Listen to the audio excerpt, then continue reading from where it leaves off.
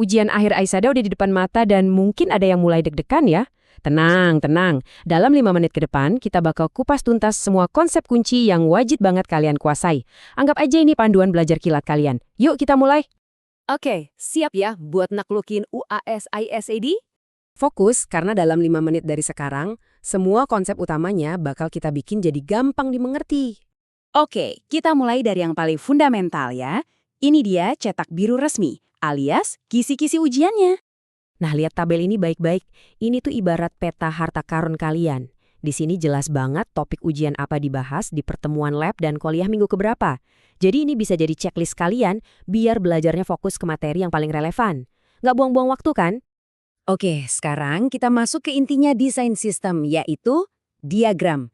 Percaya deh, kalau kalian bisa baca visual-visual ini, setengah perjalanan menuju sukses udah di tangan. Yang pertama, ada First Cut Class Diagram atau FCCD. Anggap aja ini kayak Domain Class Diagram versi 2.0. Nggak cuma daftar kelas doang, tapi kita jadi lebih detail. Kita tambahin tipe data di atributnya, dan yang paling penting, ada arah panah navigasi. Ini nih yang nunjukin data itu ngalirnya kemana. Terus, arah panahnya kemana? Gampang kok, aturannya logis banget. Bayangin aja kayak air terjun, informasinya itu selalu ngalir dari atas ke bawah. Dari kelas yang superior ke yang subordinat, atau dari yang independen ke yang dependen. Lanjut ya, ada First Cut Sequence Diagram atau FCSSD. Kalau di sequence diagram biasa, sistem itu kan kayak kotak hitam misterius. Nah, FCSSD ini tugasnya ngebongkar kotak hitam itu. Kita nggak lagi cuma lihat objek, sistem yang umum, tapi kita bisa ngintip ke dalam. Kita bisa lihat objek internal mana aja sih yang sebenarnya lagi ngobrol buat ngejalanin satu use case. Nah, ini contohnya biar kebayang. Lihat deh, aktor pramuniaga itu udah nggak ngobrol sama sistem yang generik. Dia sekarang ngomongnya langsung ke member handler, si controllernya. Terus si controller ini yang nerusin perintah ke objek member. Nah, ini dia alur kerja internal yang sebenarnya. Oke, jadi poin paling krusialnya, dan ini tips ujian banget ya, di FCSD itu wajib ada yang namanya Use Case Controller atau Handler. Anggap aja dia itu kayak polisi lalu lintas sistem. Tugasnya ngatur semua pesan yang masuk dari satu use case biar nggak tabrakan. Sekarang, Communication Diagram. Beda lagi nih, kalau sequence diagram itu gila waktu, fokusnya ke urutan kapan pesan dikirim, nah diagram ini lebih santai. Dia lebih fokus ke siapa ngobrol sama siapa. Jadi ini semua tentang relasi dan jejaring antar objek. Terakhir di bagian diagram ada package diagram. Ini konsepnya simple banget. Bayangin deh kalian lagi beresin file di laptop, terus dimasukin ke folder-folder biar rapi. Nah, persis kayak gitu. Cuma ini yang dirapihin itu kelas-kelas. Tujuannya biar sistem yang kompleks jadi lebih gampang di-manage. Oke, diagram-diagramnya udah kebayang kan? Tapi mereka ini tinggal di mana sih? Nah, semua itu harus diorganisir dalam sebuah struktur yang rapi yang kita sebut arsitektur sistem. Yuk, kita bedah lapisannya satu persatu. Arsitektur yang paling umum itu ada 3 lapis. Biar gampang, bayangin aja restoran.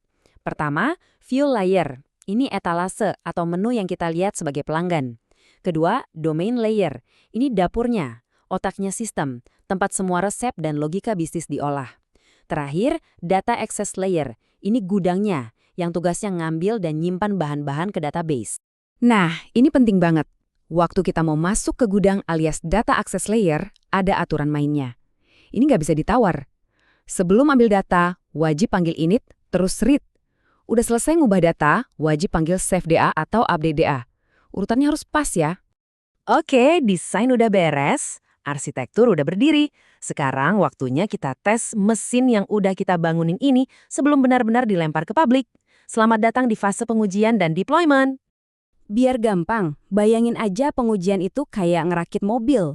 Unit test itu ngecek satu persatu, mastiin setiap baut dan murnya sempurna. Integration test itu mastiin mesin bisa nyambung dan kerja bareng sama rodanya. Sistem test itu kayak test drive, mobilnya dicoba jalan, mulus nggak? Nah yang terakhir, UAT atau User Acceptance Test, itu momen pas calon pembeli nyobain mobilnya dan bilang, oke, saya beli. Nah ini ada tips lagi biar UAT-nya lancar. Jangan pernah kasih sistem yang kosongan ke user. Kasian, mereka bingung mau coba apa. Jadi, siapin lingkungan tes yang realistis, lengkap sama data-data contohnya. Ini ngebantu banget biar mereka bisa verifikasi dengan mudah. Setelah lulus semua tes, akhirnya go live. Ada 3 cara utama buat launching. Pertama, direct. Ini cara nekat, langsung matiin sistem lama, nyalain yang baru. Risikonya tinggi. Kedua, paralel. Sistem lama dan baru jalan barengan. Aman, tapi ya boros. Biayanya double. Atau yang ketiga, phased. Diluncurkan bertahap per bagian. Ini biasanya jadi jalan tengah yang bagus. Oke, sebagai penutup, ayo kita zoom out sedikit. Di balik semua diagram dan lapisan teknis tadi, sebetulnya ada 2 filosofi besar tentang cara kita mikir pas ngebangun sistem. Yang pertama, ada pendekatan tradisional. Ini kayak kita lihat resep masakan. Fokusnya ke langkah-langkah, ke prosesnya. Nah, yang kedua, pendekatan berorientasi objek atau OO, yang jadi fokus kita di ISAD, ini cara mandangnya beda. Dia ngelihat sistem itu kayak sebuah tim koki di dapur. Setiap koki atau objek punya tugasnya sendiri-sendiri, dan mereka saling ngobrol buat nyiptain satu masakan utuh. Dan ini poin kuncinya, catat ya buat ujian. Kelas diagram itu jantungnya pendekatan OO. Kenapa? Simple.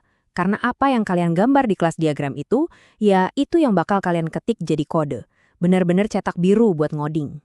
Nah, itu dia rangkuman kilatnya. Semua peta dan kisi-kisinya udah di tangan kalian. Sekarang pertanyaannya bukan lagi cuma apa yang keluar di ujian, tapi gimana kalian bakal pakai semua ilmu ini buat ngebangun sesuatu yang keren nantinya.